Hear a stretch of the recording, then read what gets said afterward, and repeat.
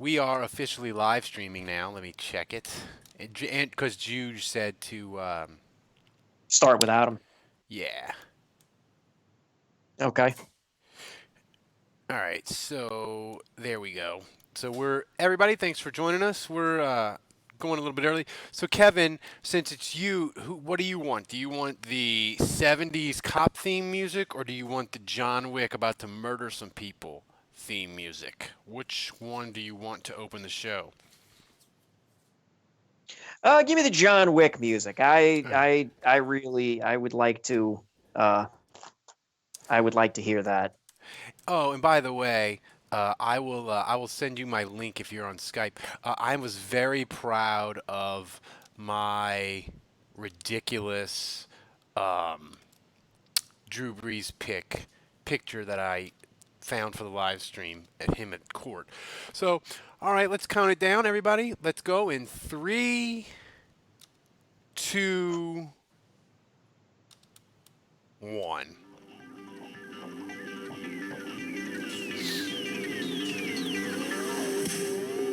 Welcome to the Saints Happy Hour podcast, featuring Dave Cariello, Andrew Juge, Ralph Malbrough, and when he decides to show up, Kevin Held.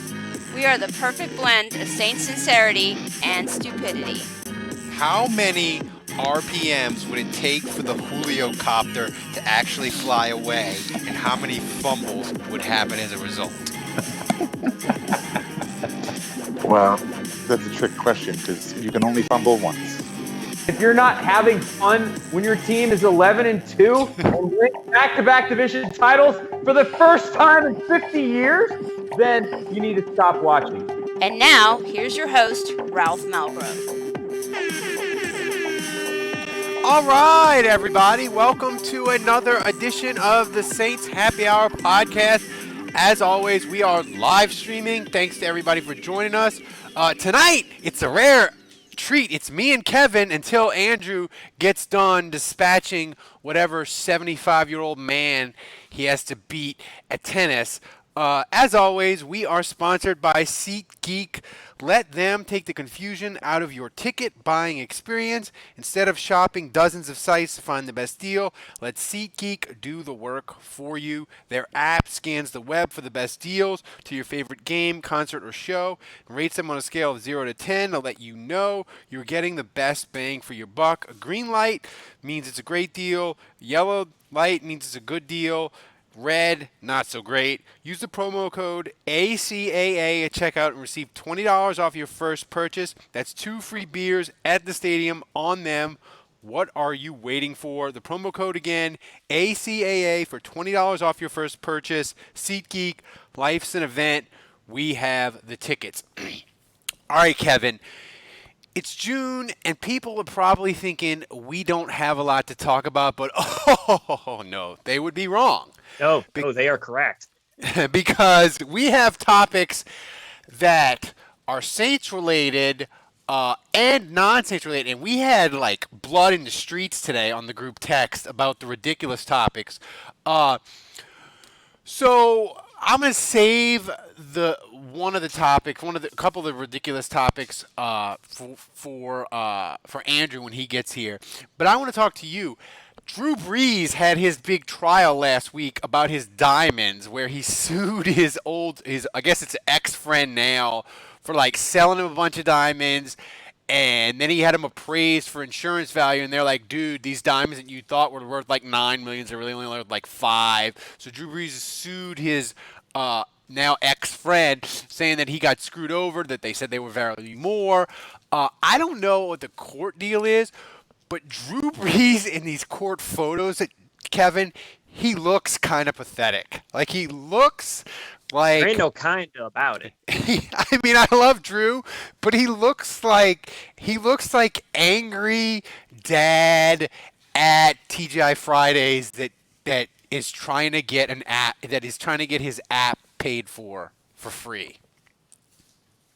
I mean, I don't know. He looks like he's sitting there, like a middle management salesman. It's like the wife and kids are, the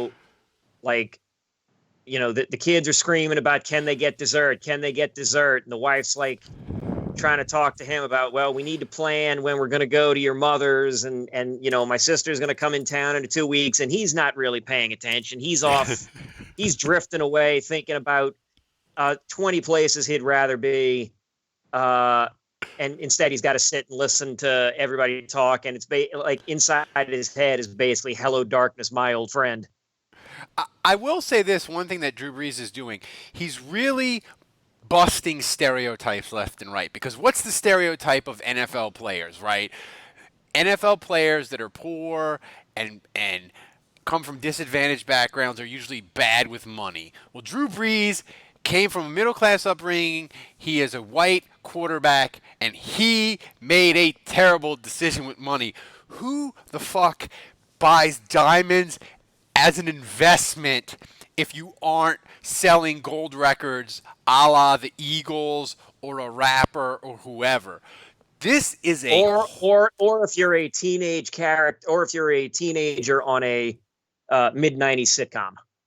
That too. I mean, as far as like bad ideas, diamonds as an investment, unless you're in a James Bond movie, and even then, I mean, this is pretty bad. Does it I hate to say it, but it kind of makes me not Drew Brees is still awesome. I still love him. He's still the greatest quarterback for the Saints ever. But now all of his like business empire stuff, I look at it, I'm like, does he know what he's doing? I don't know anymore. No, I don't think he knows what he's doing. I'm sure somebody just said, hey, throw a shit ton of money at these sandwich places. And I'm sure he's just like, all right, fine, I'll cut a check. I don't give a shit. People will go because they know I own them. I mean, look, you could tell him open any kind of business probably, or you could have at some point, and he would have cut a check for you. But now, thanks to this asshole with the diamonds, I guarantee you know who's more pissed at the ring guy, the diamond guy, than Drew Brees is Drew Brees' other business partners or would-be business partners, because now that guy's screwed the pooch for everybody. It's like, man, I really wanted to pitch Drew on this idea for this. Can't do that anymore. Because old fucking Gem Diamond there had to go and sell him, some genuine cubic zirconium. I mean, look, the only way this story could have gotten worse was if you found out that these were genuine conflict diamonds, and Drew Brees personally watched the poor indigenous peoples of Western Africa get fucking beaten while searching for them goddamn diamonds. Yeah. Brees testified that he and Moridi had an agreement. Moridi would charge the couple wholesale prices and receive what is compensation. This guy's name? What's that? What's this guy's name? Moradi, Moradi. Okay. Moradi would charge the couple wholesale prices and receive compensation from sellers, similar to how real estate agents are compensated by those selling a property rather than those making the purchase. Moradi's attorney said Brees never solidified this agreement in writing. He also said several pieces did not fall under the agreement since they were already in Moradi's possession when the sale took place, and Moradi wasn't seeking them as investments on the Brees' behalf. Dude, Drew, I work in advertising for this podcast for like ads that barely clear 4 figures, and I get that shit in writing, son. Come on now. Wait a minute, hang on. You're clearing 4 figures? I mean, for like, we got a guy. I can't reveal it because it's a great sponsor. He's gonna pay a pretty good amount for the whole. He's gonna start in July and he's gonna go through December. And it's gonna like Jesus. for the whole 6 months. It'll be 4 figures. But Nice. But I mean, I'm getting that shit in writing. He wants it in writing, right? Because it's money, and you do it. You like write up a contract. Jesus, Right. Let me tell you, the pro wrestling business, like the independent pro wrestling business, they don't do shit in writing. And I can assure you, there's a lot of shady motherfuckers in the professional wrestling business. Professional wrestling is shady? Yeah, I know. Surprise. Breaking news. The independent scene is filled with shady, backstabbing, conniving people. So take a page from that. Get shit in writing. Or have multiple witnesses. Multiple Witnesses. I mean, Drew, But you don't right. do your deal with the Saints on a handshake. Come on now. Just saying. You know. Right. I mean, shit. Look at the college sports scene. It's like you get guys talking about, oh, we got a handshake agreement. That don't mean the motherfuckers putting your cat. That don't mean the guy's definitely coming. Shit. There's kids that'll pick up the cap and put it on their head, and some of the time they'll change their fucking mind and go somewhere else. I mean, I think Andrew is right. Whenever he gets here, next year's bracket is going to be Drew Brees' worst investment. I mean, we should just start making those up at some point. Just to like, we'll see. We'll try to trick people which ones are real and which ones aren't. So tell Drew to bet on the Washington Generals. What's more likely to happen in the next year, Kevin? Okay. The Saints win the Super Bowl, or walk-ons goes completely belly up?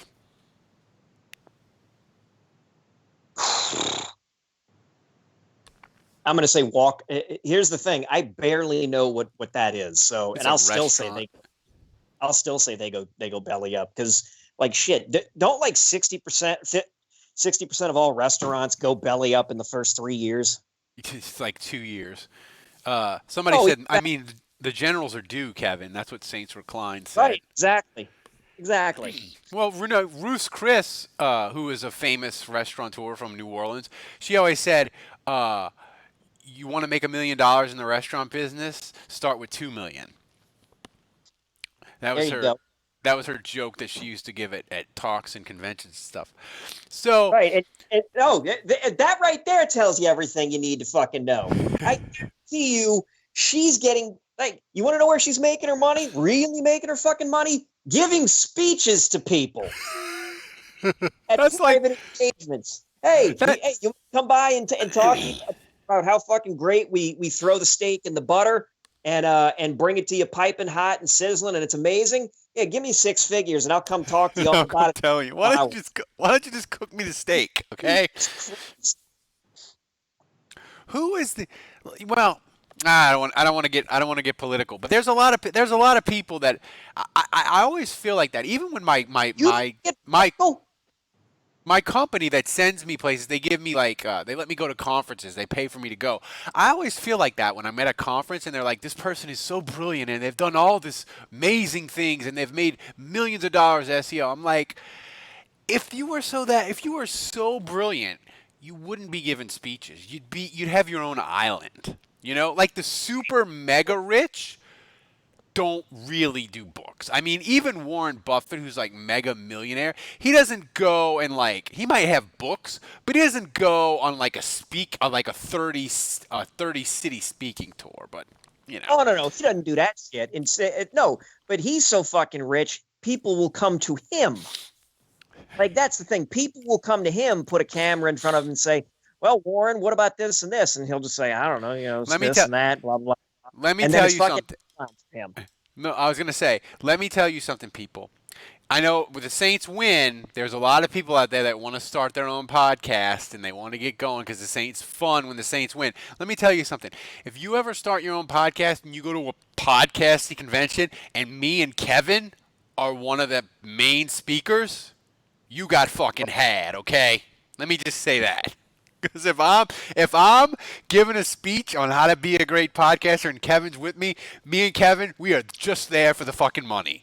We don't know what we're talking about, and we have conned our way into a giant appearance fee. I can assure you, my plane ticket will have been paid for because I ain't flying. I am tight with my fucking money. I'm tight with my money because I got a kid now. The kids are just a drain, man. I love him, but he's just. the money I'm like the Joker in Batman. It's just on Brother. fire, you know. Yeah, I'd love to have a family one day. I don't know how the hell I would afford one. Like that's how I look at it. And I don't even have college debt. That's the thing. Everybody talks about, my college debt's really got me underwater. Yeah, boy, I sympathize with all the people with college debt. I don't even have college debt, and I'm hanging on by the skin of my teeth. I took out a fertility loan to have the kid, and silly me, we were like, oh, that you buy a fertility package. It's like, it'll never take us 4 times to have this kid. It'll take after 1 or 2 tries, and then we'll just pay it off early. That 12% interest rate, it'll be fine. That was a horrible idea with me. I am terrible with money. I love my kid, but that fertility loan was a fucking anchor.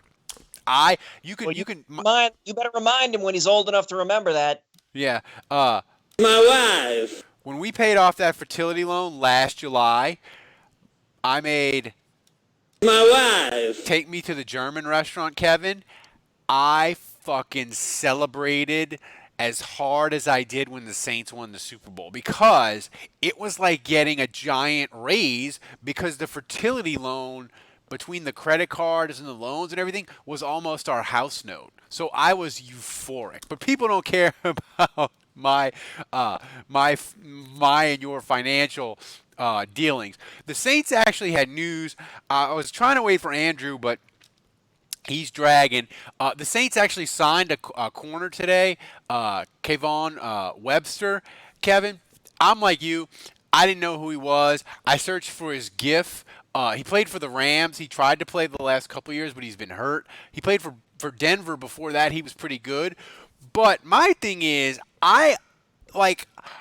maybe it's just the scars from all the corners getting injured. And, that was what, in 2015 and 2016, or in 2017, even when they had Lattimore, right? They had the week where Crawley was out and Lattimore. And then the 2 years before that, they had Delvin Breaux with his leg, and then all those injuries. So I am like an old man. Like, your grandparents, they grew up in the Depression, and they're like, gotta save money, banks are bad, bury some money in the backyard, put it under the mattress. I'm like that with corners, Kevin. I just want the Saints to have as many fucking corners as possible. So I was like, Saints signed a corner. He's started in the NFL. Beautiful. You can never have enough. Right, but the last 2 years, you just said he's been injured. Well, yeah, but I mean, he's not going to be like starting.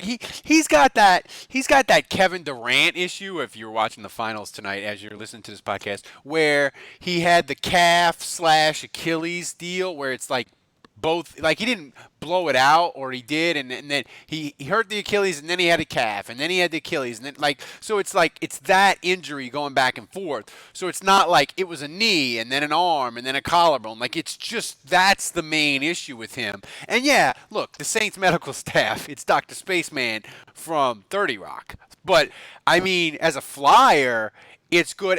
And Kevin, here's the thing: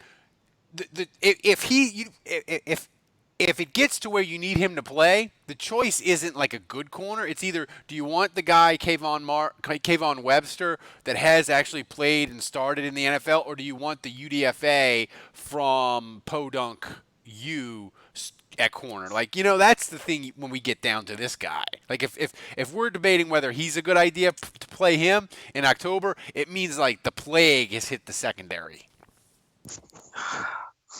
I mean, that's a fair point. I just look at some of that shit like, would it be the worst thing if you're gonna? I mean, would it be the worst thing to take the guy from some UDFA from Youngstown University or wherever the hell, like maybe some Division II college or something?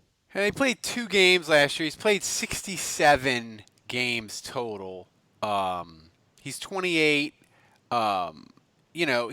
He's only started 13 games. He started 2 for Denver.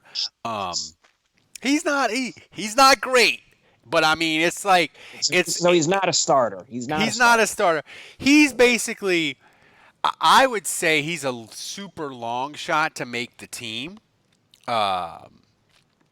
You know, but the thing is, Kevin, and I said this to Andrew on the breaking news podcast, which you should sign up for the daily podcast. It's only $7 a month. If you were a daily member, you got the normal Monday one at 8 o'clock, and then me and Andrew did a breaking fucking news podcast, complete with this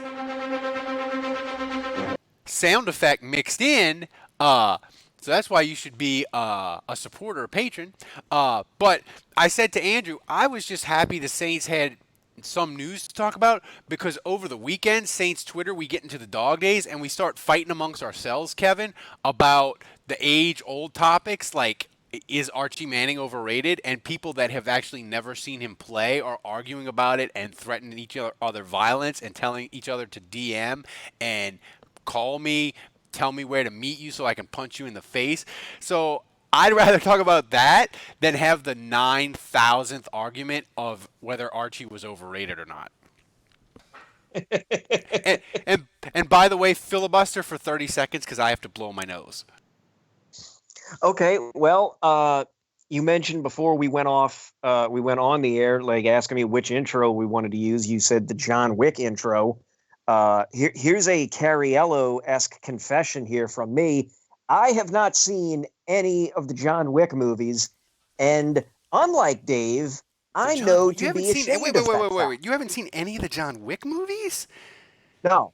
Oh, no, man. But, John Wick but here's movies the are... thing. I know that they are amazing. I have not seen a single bad thing said or written about any of them. And those movies look like they would be right in my wheelhouse. I know it is but unlike Dave, I can admit this is an absolute fault of mine. I haven't seen those movies. I haven't seen the third one. The thing about the John Wick movies that are awesome, and that's the thing that I was with having a kid, it's just hard to get to the movie, so I'll watch the John Wick movie, the third one, it comes out on my giant TV. But the thing that makes it awesome is like the third one, like John Wick is a celebrity in the movie because nobody can kill him. So it's just like the John Wick movies are making fun of themselves as the movie goes along, which I am totally for. And like Keanu Reeves, like I wouldn't say he's a great actor, but he's like a football player that like has certain skill sets. Like if you put him in the right spot, he's amazing. You know, like in the Matrix movie, Keanu Reeves is fucking unbelievable. But if you put him in a romance movie where he really has to like have range, it gets dicey. You know, like what's the movie where like Charlize Theron has cancer? And he like meets her, and she's like a hippie or something. Yeah, the Lake House. Is it called the Lake House? Yeah, it is the Lake House. Hey, Super Deformed. That's not a waste of $7. It's not. Well, it is. It is a total waste of $7 to be on the podcast. Yeah, I think it's the Lake House. I get all the Keanu Reeves and the Nick, like I get confused on what bad romance movies he did and the Nicholas Spark ones that my wife watches. I know, so that's the thing. Thanks to Tom Stewart and Abby saying in the chat room, Arthur Mallet was another of the corners that people were excited about when the Saints had injuries. Remember when they signed him, he was kind of interesting in the preseason, then another team signed him, and then they had all the injuries, and we're like, man, if we'd had Arthur Mallet, this would be better. So that's it. So that I was just happy, like that's when you, like, back to the dog days, Kevin. Like, I mean, what besides Archie Manning being overrated? Like, what is a go-to Saints argument in the summer where we have nothing to talk about, so we will yell and scream at each other? I had somebody, David Grubbs, who's a nice guy. I never talked to him in real life, but on Twitter he's really nice to me. He was saying that Deuce McAllister is overrated and that is not like a top 4 running back in Saints history. Oh, I showed up at the best time. You did. Jesus. Boy, that's a take. That's a take. So, Juge, who did you beat tonight at tennis? What 70-year-old man? Did he have a walker? This was actually our last match of the season, which is why I'm late. We decided to all go get beers afterwards. So. Oh, yeah. Yeah. Glad you have priorities. Me and Kevin were just talking about bad Saints argument, but we were talking about and I told people that me and you talked about it on the breaking news podcast today. But Kayvon Webster, me and Kevin were trying to figure out who is the worst of all the UDFAs. Was it Devontae Harris? Who is the worst of all the UDFAs that the Saints have had to plug in at corner? Well, when you say worst, you mean a guy that had to go in and was just an epic disaster? Yeah, like Brandon Browner doesn't count because they paid him $5 million a year. Right. Or Jason Davis. He wasn't a UDFA. Yeah. I mean, Devontae Harris is kind of the one guy that stands out to me off the top of my head. BJ Webb was pretty terrible, but I have a soft spot in my heart for him. He wasn't a UDFA. He was a free agent. Oh yeah. He was. I mean, trying to think who. Travis Fredericks. He was a free agent. I mean, he was a UDFA with someone else, but he didn't come in, his rookie year trying to play like Devontae Harris. I mean. In terms of draft picks, I mean, you could throw like Johnny Patrick and Corey White. Like those guys were awful. I would say that they were equally bad as Devontae Harris. I would put them in the same league. But Corey White, he was he might have not been a UDFA in fact, but in spirit, he was a UDFA. Absolutely. So yeah, I mean, that's the thing with Webster is I'd feel at least better than him, but when I dove into his stats, it scared me, Andrew, which we didn't do on the podcast today. He's only started twice. He started twice last year for the Texans, right? Yeah, that's it. Yeah, but he started 14 games for the Rams before that. Did he? I was looking at it. I thought he was for one season there, I thought he started a good number of games. He started 11 games in 2017 for the Rams. Yeah. So, well, I don't think the Saints are, again, like it's like we said on the podcast, I don't think the Saints are really counting on him for much. Like, it's one of those things where if he makes the team, we should be worried. Like, he's competition, he's a camp body. And if he doesn't make the team, that means the guys ahead of him did what they were supposed to. And so I think the only concern here is if he makes the team. I have no problem with them signing anyone from Adam as a camp body. It does not matter to me. I don't care.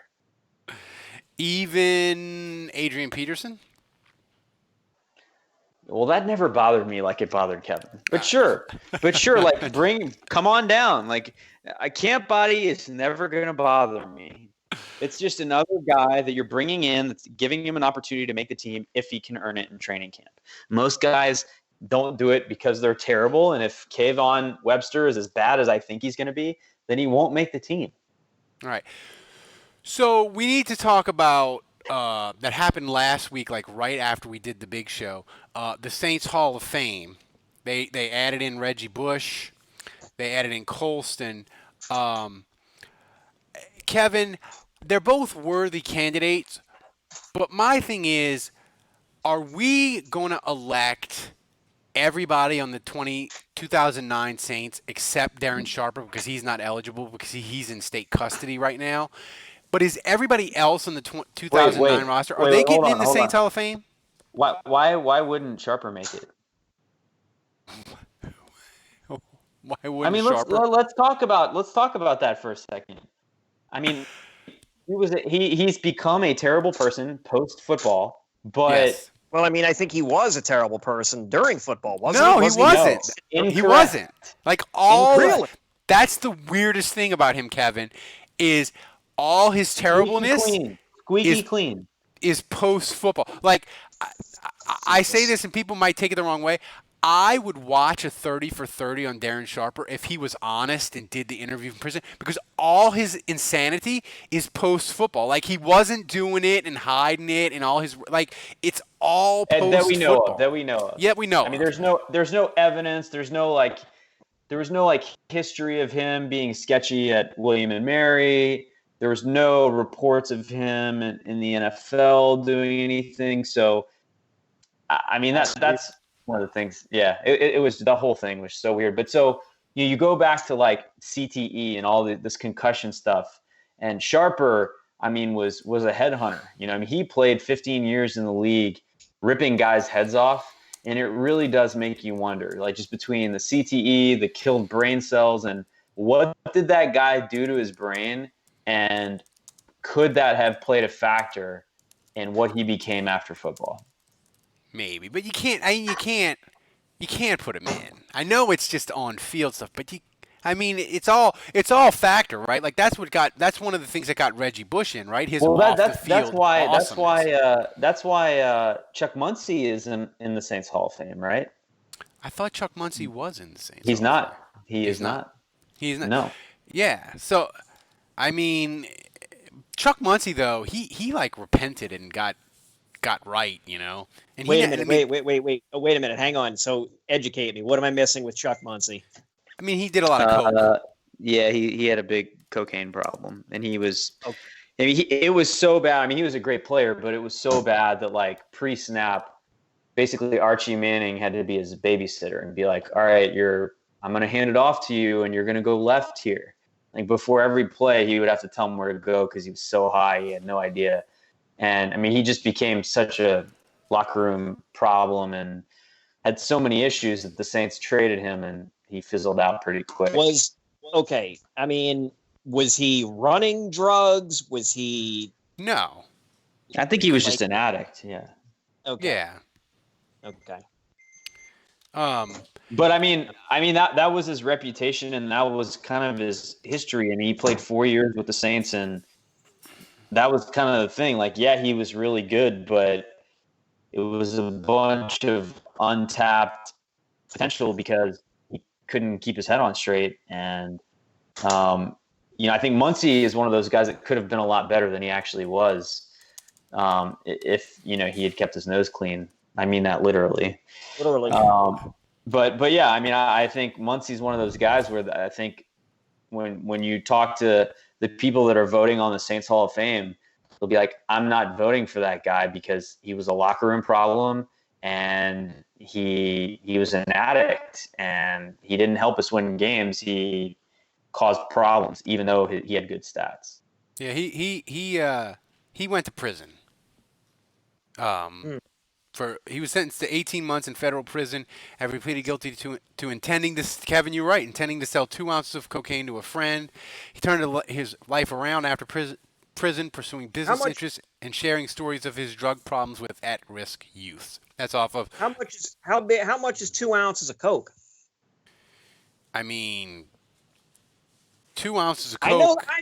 I know somebody in the chat room knows how much 2 ounces of coke is. That's a lot of coke. It's enough to get you serious jail time, for sure. Well, I mean, clearly, coke is measured in grams, and they send you to jail, man. An 8-ball is 3.5 grams, right? So that's right. Yeah, right. I love that. An 8-ball is 3.5 grams, right? Right. Fucking Juge. Juge is out playing tennis, and during the set crossover, he's snorting the fucking lines. I mean, everyone knows that, right? No. So 3.5 grams. I mean, an ounce is what? It's how many grams is an ounce? It's see, this is why we need the metric system. And the metric system is socialist. an ounce I know. is 50 grams, I think. Hang on a second. So 2 ounces of Coke is a lot. All right, hang on. I'm the idiot with a fucking 28 grams in an ounce. So that's 28. Okay, I overshot that a little bit, but so still. 56 how grams. many grams in an 8 ball? All right, hang 3.5. on. So How many? Did I nail that? Yeah, so 56 grams. 56 grams, man. 56 grams. Depending on when Muncie got arrested, it doesn't specify in Wikipedia. If that's post get tough on crime stuff in Congress, 56 grams, man, they'll put your fucking ass under the jail. Wait. So that basically means 1/8 of an ounce is an 8 ball, right? Yeah. So 2 ounces would be 16 8 balls. That's a lot of 8 balls. That's a lot of I feel cocaine. like this podcast, that's the most important piece of information we've ever we given nailed people. some math. I just want to say, like, that was Oh my God. Hang on a minute. Hang on. Endo says Juge has been lying this entire time, and tennis is code for doing 28 grams of It's a coke with euphemism. Muncie. Yeah. No, hang on. Wait a minute. This is great. How much? How many? This is boy. It all comes back. How many? Okay, so an 8 ball. So yeah. Everything we talked about. An 1/8 of an ounce. How many grams is in an 1/8 of an ounce? Or no? How many grams is an ounce of Coke? 28. I want to make it very clear here that I am not a participant in Illicit drug illegal use. activities. Yeah. And I we do not You're support or condone illicit drug use except during football season after the Saints have lost. Okay. How many grams in an ounce of Coke? 28.3. That's exact. God, I really hope my kids never listen to this. So that's the thing. So They're gonna pull up archives of our podcasts when our kids are in their teens. that's not And true, they're like, man. did you or did you not talk about Climate cocaine? change is going to drown us all, and the cloud will be ruined. There won't be any record of this. Fingers crossed. So, I mean, but I feel like, especially now, like, I think Chuck Muncie is eventually going to get in the Saints Hall of Fame. Like, I don't think so? I think so. Like, the drug stigma is gone. I especially since he's turned his life around. I would agree with you if the Saints hadn't won a Super Bowl, but now that Sean Payton has made it clear that, like, you get in and you get in and you get in, like, I just think Meacham, Devery Henderson, I mean, hell, Chris Reese, like, I just, all those dudes are going to get in before Chuck Muncie. It's Steve Gleason. Like, where does it stop? You know what I'm saying? Like, I think all those dudes get in, like some Jonathan Goodwin. Like, who's kind of like a guy that was on the Super Bowl team that was pretty good, but like Anthony Hargrove. Like, does Chuck Muncie make it before those guys? Man, I don't know. When you think about the fact that Loomis and Sean Payton are guys that influence the choices there, why would they pick a guy that played in the 70s and had a coke problem when they could pick Jeff Charleston? I'm just telling you, man. Here's the thing. Let's do this. Let's do speed round, and I'm going to name a player, and you just go yes or no, and I'm going to alternate between you two. Kevin, Mike Bell, Saints Hall of Famer, yes or no? No. Pierre Thomas, Andrew. Yes. Reggie Bush is already in. Lionel Hamilton, Kevin. No. Drew Brees. Fuck you for asking. Robert Meacham. Yeah. Heath Evans. No. Devery Henderson. Yes. Mark Brunell. No. Somebody named Kyle Eckel. The fullback. No. He came in for Heath Evans when Evans got that injury. Colston is in. Kevin, your boy, Jeremy Shockey. Yes. I would go no. David Thomas. No. Lance Moore. He's already in. Yeah. Yes. Kevin, Darnell Dinkins. Caught a touchdown. 2009. No. Troy Humphrey. Hell no. Courtney Roby. Ooh. Ran a kickback, had a huge return in the NFC title game. I go no, but that one's tough. All right, Kevin. Jonathan Vilma. He's in, right? Oh yeah. Andrew, this is controversial. Roman Harper. Yes. I think he's in. We talked about Darren Sharper. Kevin, another controversial one. Scott Shanley. Yeah. Fuck it. Andrew, Tracy Porter. See, Shanley's another one. Like, Shanley gets in before Muncie, I think. Tracy Porter, I would say yes, absolutely. Oh, that should be a lock. Yeah. Tracy Porter should have his own wing. They should just do the 2009 playoffs on a loop. Scott Fujita.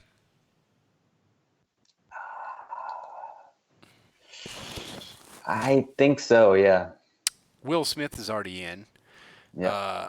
Kevin, this is interesting. Malcolm Jenkins. I'm inclined to say yes. No. I would say no. Andrew, Jabari Greer. Yes. Anthony Hargrove, Kevin.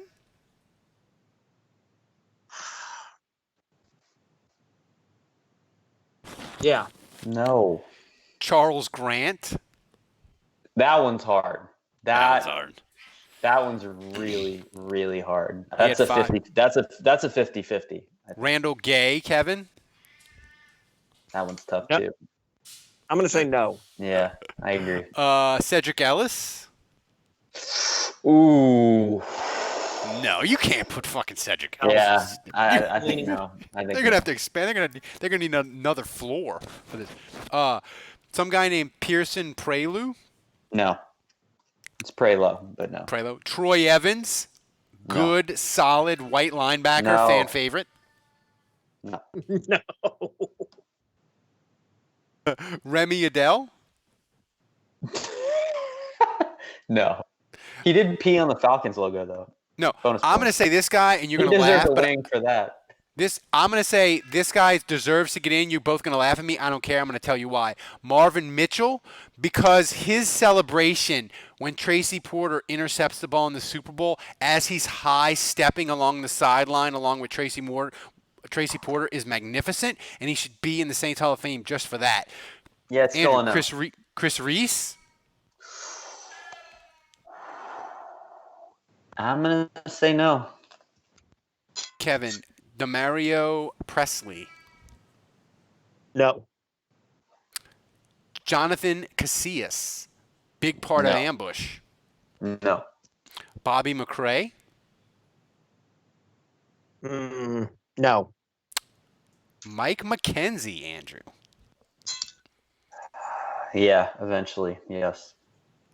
Lee Torrance. No way. No. He's a coach. He is for on the Saints. Saints coaching staff though. The Carpenter, Jeff Charleston. No chance. Osama Young. No. No. Chris McAllister.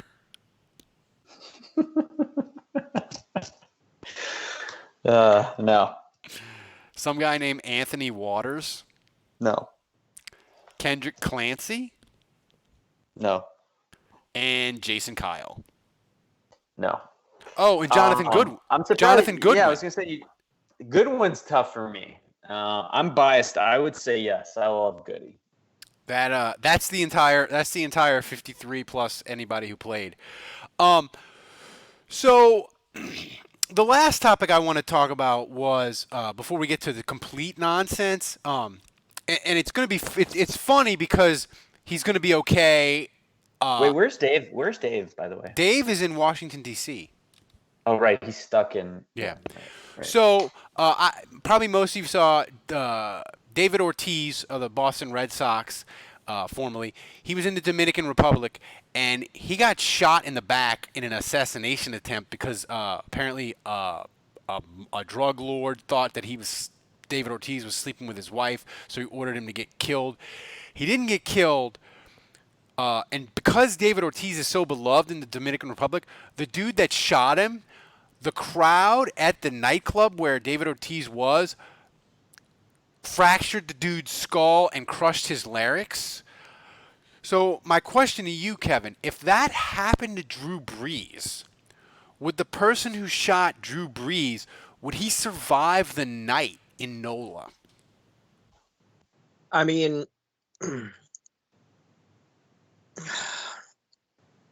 I like how I for starters, I like how serious I'm taking the question because I'm really considering and I thought of it long and hard too.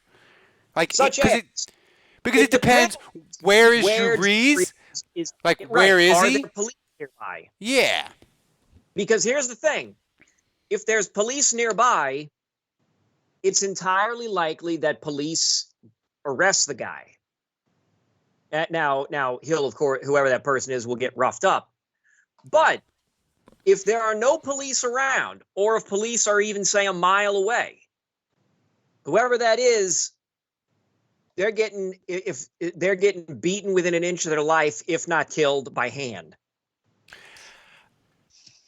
I mean, I would say. Did you see how this? I mean, look, I don't want to get into this whole Will Smith thing, but like, if you saw how fans reacted to the whole Will Smith thing when, there was some gray area. I mean, let's be honest. Yeah.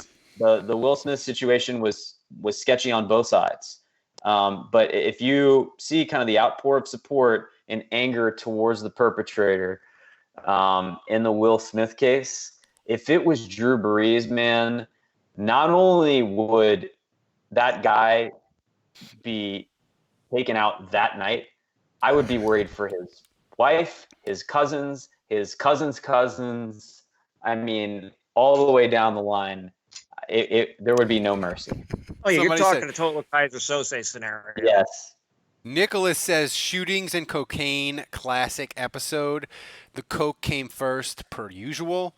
I mean, this is going to be in our archives as one of our best or worst episodes, depending on how. Well, this is great timing because I actually just started watching Narcos on on Netflix. I never watched the show before, and I just I actually have a friend that I work with, and his girlfriend's dad was an undercover, or still is an undercover DEA guy in Mexico, and so I was hearing her stories. I mean, just mind-blowing stories. And like, I can't believe this is your real life kind of stories. And so she was telling me about, Narcos, and she's like, yeah, like if you watch that show, that's basically my dad. So I started watching it. And so this is all like fresh in my mind. And, I feel bad for David Ortiz, but like, man, you watch that show and you're like, yeah, I'm not sleeping with any of those guys' wives. Like, I don't care. Like, I wouldn't sleep with a guy's wife, period. But the drug dealer in a cartel, like, that's probably the last guy's wife I'm sleeping with. I'm gonna say, like, after my best friend. I'm gonna say, I'll come out with the covers on that. Like, we don't know for a fact that that David Ortiz was sleeping with anybody. Yeah. And then two, it's entirely possible Ortiz was like, okay, there's this, I'm assuming very attractive lady.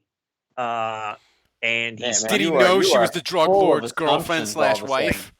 Not you knowing, you go from we don't know to assuming she's attractive. I mean, that was a 180. I mean, well, I am. I mean, you can't assume. We can't assume to know that Ortiz did in fact sleep with somebody else's wife, and we can't. I mean, his wife, right? And honestly, out of all of that, yeah, sure, the safest bet would be that the woman was attractive. My wife. Safest bet. The only safer bet is that my cat is gonna howl like she's trying to reproduce during the show. I would think. So, listen, as we The 49er kicker received death threats for missing a field goal years ago. They still haven't forgiven him. Do you think someone would survive a Drew Brees assassination attempt? No, they would not. I would say the local media might turn bloodlusty and be like, I hope they get the guy. I hope they get him. Like because the local like the Saints are so beloved. Like I think all journalistic integrity would be out the window and things would get really weird. That's just what I'm saying. But I'm sure Jeff Duncan would find a way to dig into the shooter's past and try and paint the picture that he's really just a misunderstood individual. Jesus.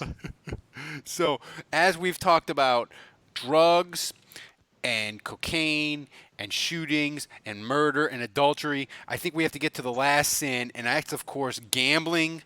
Between their live in-game betting, endless props, and fantasy sports wager, there's something for everyone at MyBookie with the best player perks in the sportsbook business. They've been good to us, and we know they'll be good to you. MyBookie, they're hooking our listeners up all month. Visit mybookie.ag and use the promo code HAPPY25 when creating your account to claim your 50% bonus. Laying down $100, you'll get an extra $50 to play. That's MYBOOKIE.AG, promo code HAPPY25. You play, you win, you get paid. Terms and conditions apply. God damn, that was a good segue. I'm just saying. They won't assassinate you. Well done. I'm just saying. They will not assassinate you. Yeah, I'm just saying. If you're thinking of sponsoring the podcast, you want to get involved, you can see by that read that I'm getting like 5% better every 6 months. Yeah, you nailed it. That was impressive. So, I gotta find. I asked for questions today, super ridiculous ones, and I didn't. And I was trying to get people because I knew in June, we sort of like talked out the Saints. Do you think this is from Saints Recline, Andrew? Do you think any of our return team hopefuls are looking promising this year, or should we start trying out beer delivery guys right now? Good question. Yeah, I mean, I feel like all the eggs are in the Marques Sherrill's basket. He's the guy that has to do it. Tommy Lee Lewis is a guy that I think most of us didn't like as a returner, but he's gone. So I don't really see a ton of competition, honestly. I mean, if Alvin Kamara is ever back there again, I'm going to puke. So I don't want to see him back there on punt returns. I never want to see it again. And it's not that he can't do it. I just don't want him to get hurt on special teams. We've already done that dance with Brandon Cooks and Reggie Bush. We've gotten both of them hurt with punt returns. So hard pass, no thanks. It was on this podcast that Ralph was joking about Sproles. I mean, if Sproles is back, yeah, I would want him in the mix at returner. But short of that, I think Sherrill's is the guy. I can't imagine anyone else beating him out for that job.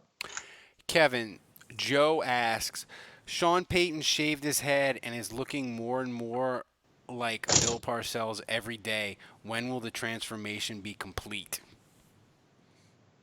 When he uses an outdated term for Asian people when describing trick plays. I don't feel the transformation thing because I get the appearance thing, but like I feel like Sean Payton's gotten way nicer as he's gotten older. I feel like Parcells became more and more of a surly dick as he got older. It's true. Payton is way softer. He's softened up big time on the media, especially. He is. He's eating ice cream and watching Netflix. He's a man of the people. In the last 17 Probably games watching Narcos. This is a good question from Lotus Transport. In the last 17 games, Andrew, played of 2018, what happened more, Zach Line kick returns or the black and gold actually wearing gold pants? I don't know. Brandley Handwerker used to chart that shit in an Excel sheet, and he's gone on to bigger and better things outside of media. So we don't have anybody that tracks the uniform things like he did. So I don't know the answer to that. He's physical therapy, right? Yeah. Yeah. But Kevin, I mean, that was his thing, man. He knew. Thing, yeah. He knew when they wore what, and how often they scored. Like, he would break out stats of, like, when the Saints wear the black pants at home, they average 32 a game at night, on Sunday. You know, like, he had all the stats broken down. We don't have that anymore. Somebody needs to get a hold of Sean Fazan and tell him that his old fantasy football internet show running buddy is suggesting he take up this mantle. So somebody get on Fazan and bug his ass until he agrees to do this.